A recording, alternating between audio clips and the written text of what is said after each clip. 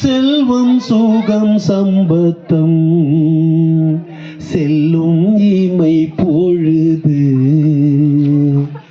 யாரும் துணை இல்லையே, யாரும் துணை இல்லையே. பாரில் ஏழை பரதேசியே, நீரே இன்றி பூவில் யாரும் இல்லை. இயேசுநாதா நீரின் துணையே.